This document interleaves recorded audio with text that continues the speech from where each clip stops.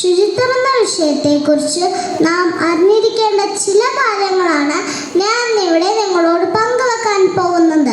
ശുചിത്വം എന്ന വാക്കിൻ്റെ അർത്ഥം വൃത്തി എന്നാണ്.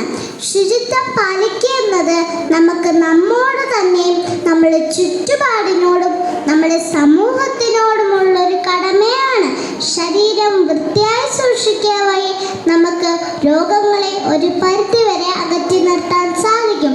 ശരീരം വൃത്തിയായി സൂക്ഷിക്കുന്നത് പോലെ തന്നെ പ്രാധാന്യമർഹിക്കുന്ന ഒന്നാണ് നമ്മുടെ ചുറ്റുപാടും മാലിന്യമുക്തമാക്കുക എന്നത്. ഇന്ന് ഒട്ടുമിക്ക വീടുകളിലും പരിസര ശുചിത്വം പാലിക്കുന്നുണ്ട്.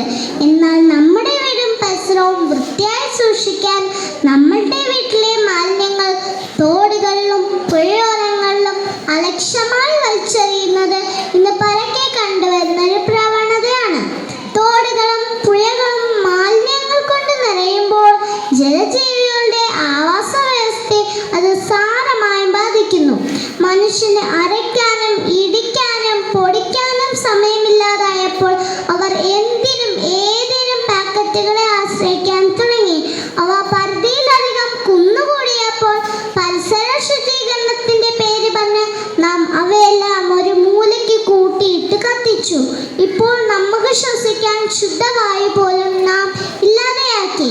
ഇതൊഴിവാക്കാൻ ഹരിതകർമ്മ സേനയുടെ പ്രവർത്തകർ നമ്മളുടെ വീട്ടിൽ വരുമ്പോൾ കഴുകി വൃത്തിയാക്കിയ പ്ലാസ്റ്റിക് കവറുകൾ അവരെ ഏൽപ്പിക്കാൻ നാം ഇനിയും മടികാട്ടരുത്. മറ്റു പല രാജ്യങ്ങളിലും പൊതുനിരത്തുകളിൽ തുപ്പിയാലോ മാലിന്യങ്ങൾ വലിച്ചെറിഞ്ഞാലോ അതിന് തക്കതായ ശിക്ഷ ലഭിക്കാൻ നിയമമുണ്ട്. എന്നാൽ ഇവിടെ ആരെയും ഭയക്കാതെ നാം നമ്മളുടെ നാടിനെ മാലിന്യ കൂമ്പാരമാക്കുന്നു. ശുചിത്വം എന്ന വാക്കിനെ മറ്റൊരർത്ഥത്തിൽ കൂടി നോക്കിക്കാണാൻ ഞാൻ ഈ അവസരത്തിൽ ആഗ്രഹിക്കുന്നു. വൃത്തിയുള്ള ശരീരം പോലെ തന്നെ പ്രാധാന്യമാണ് വൃത്തിയുള്ളൊരു മനസ്സും.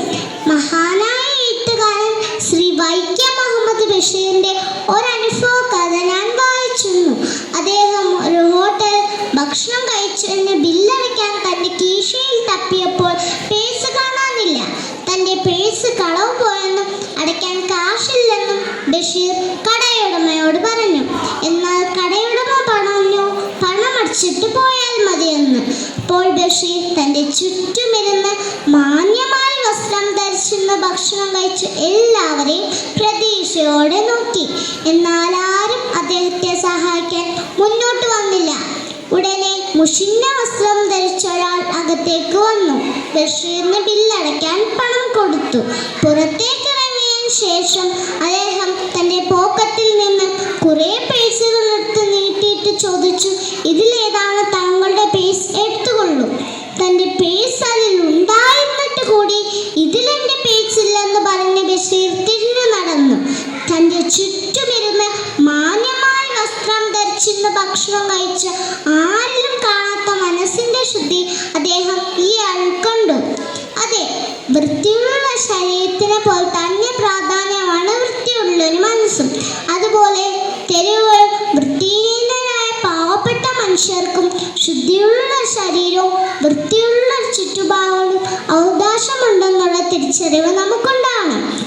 അവരുടെ നേരെ മുഖം തിരിക്കാതെ മൂക്ക് പൊത്താതെ മുതിർന്നവർ അവർക്കായി ചെയ്യുന്ന സന്നദ്ധ പ്രവർത്തനങ്ങളിൽ കുട്ടികളായ നാം പങ്കാളികളാണ്.